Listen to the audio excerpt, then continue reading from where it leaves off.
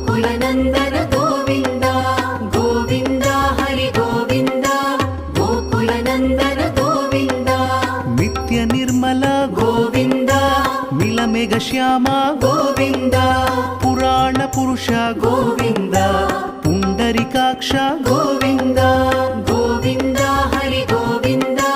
गोकुलनन्दन गोविन्द गोविन्द हरि गोविन्द गोकुलनन्दन गोविन्द नन्दनन्दन गोविन्द नवनीत चोर गोविन्द पशुपालक श्री गोविन्द पाप विमोचन गोविन्द